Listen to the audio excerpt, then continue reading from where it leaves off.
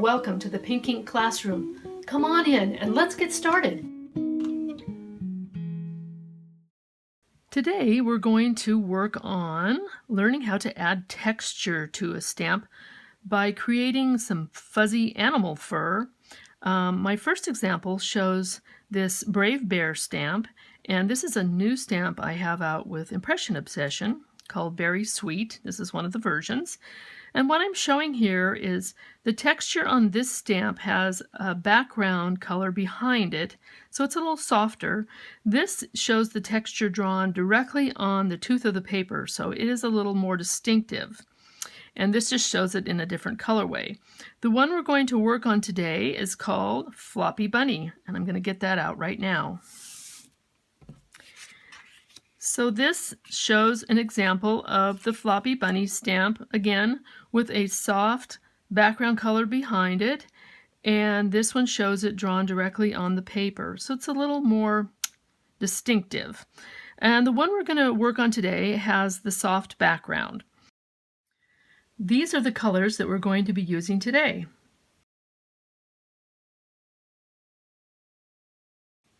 So I'm going to take this little fellow here and I'm going to finish coloring the background color in. You can see I've kind of started it already. It's a pretty straightforward process. So he's colored with a soft French gray and then a deco pink on the pads of his feet and the insides of his ear. So this is a straight fill-in process, nothing fancy. I'm just using a kind of a back and forth motion to fill in the last part of his stomach here. So once that's done, we're going to switch to a darker color, and this is a 70% French gray. I really like French gray because it's very warm. It's not steely. And the way we start shading it, and the shading is key for this, because otherwise it just looks like scribbles. So you have to add some shading in addition to the texture. So I'm starting again, as I usually do, to add some darkness anywhere the body of the rabbit falls one part behind the other. So the arm is in front of the body, so there will be some shadow cast there and around the leg here. And I'm starting it dark right next to the ink line, and again pulling the color out a little bit beyond the foot into the thigh, and then a little bit on the tail there. I'm going to do the other leg here, so you want to have this leg you want to have this leg look like it's behind the body, and the same with this arm here. Now you can also add a little bit of depth right along the edge of the foot there.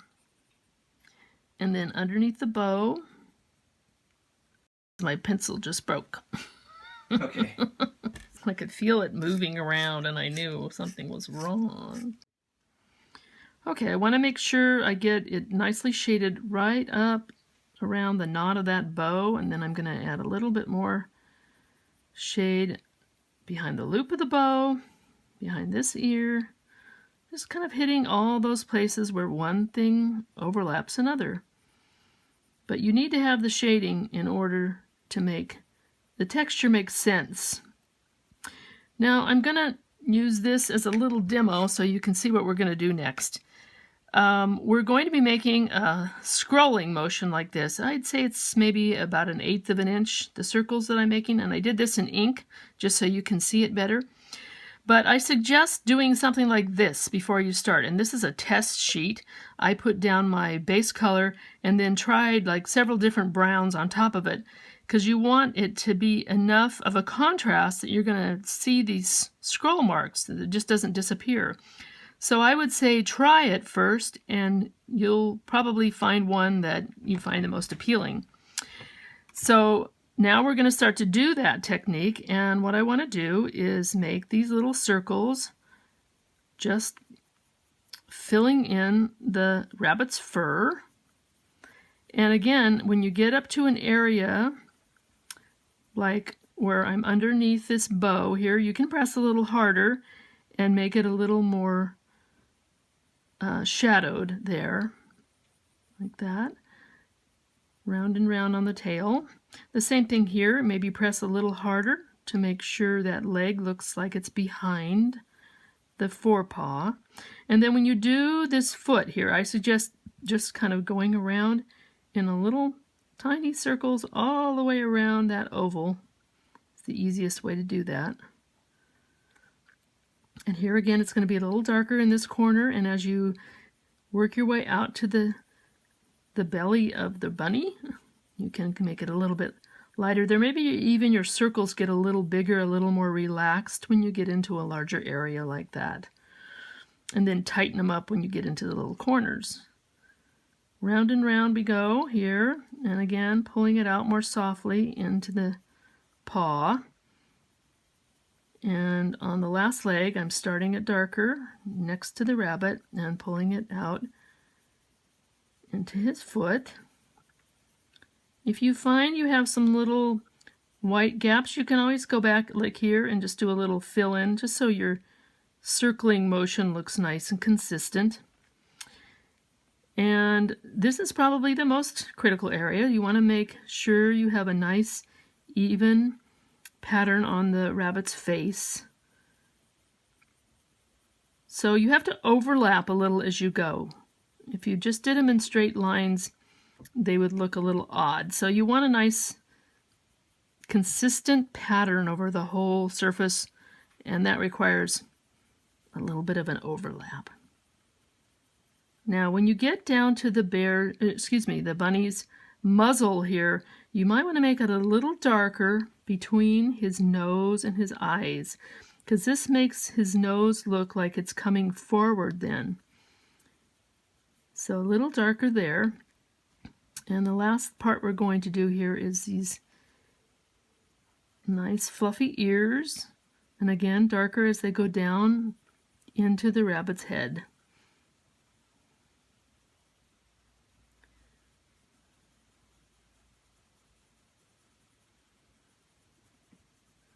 And then I would suggest kind of just taking a survey of the whole thing and seeing if you have any little areas that you might need to fill in a little bit, make a little bit darker. Again, you're looking for that nice distinction between the different limbs. Now, this is a couple of fun parts next. Now we're going to add some color to the pink. And first I'm going to deepen up the areas that I added the base color to. I'm going to put on a little more color. So the insides of the ears, the pads on both feet and forepaws, and I like to make his nose pink. Now, you might notice on the nose, I'm going back with a darker pink now, and I like to leave a little swash of white highlight on it, just to make it pop a bit. And I'm going to add a little bit of shading to these larger foot pad areas here. And this is the touch along this side, touch here, and definitely deepen up a little bit as you get to that pinch in the bottom of the ear. Now, in order to make a contrast between that, which on a stuffed animal, this might be satin, and this would be fur, so we want to have some nice distinction. So I'm going to use my blender pencil, and I'm going to color over these pink areas to make this super smooth, and that gives us a real nice contrast between those two different areas, because each fabric has its own sort of character, and we want to make them look different. Now I'm going to do his face now, add a little bit of cheek highlight here, and the way I do that is I start with a circle and work my way out. I'm going bigger and bigger, softer and softer as I go, and then I shade it a little bit around the circle to just blend it into the gray area, and add a touch over on this side as well. Now, this rabbit has his eyes sort of shaded in, but I like to make them even darker. So I'm going to go back with a black and like fill in that to make them pop. And you can see there's a drawn highlight on each of those eyes, and we want to leave that white.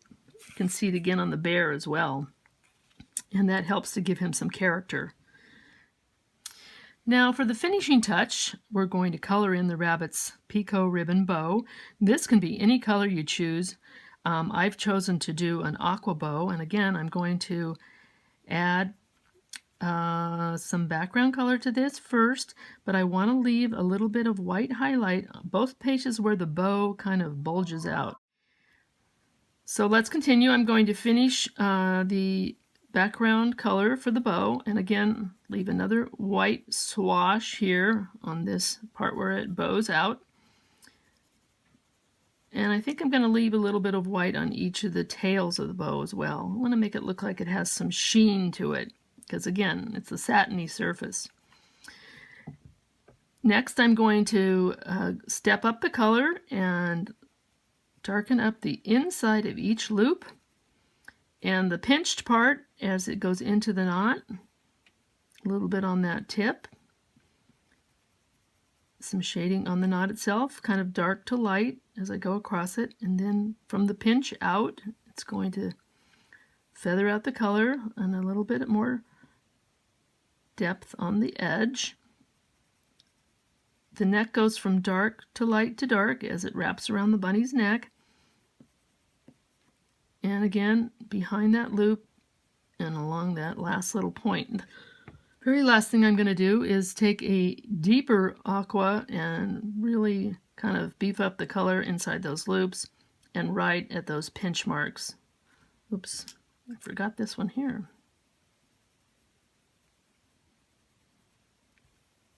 It always helps to survey your work to see if you've missed anything. And I, too, miss things sometimes. It happens. So there we go. We have a lovely floppy bunny in a satin bow with beautiful curly fur.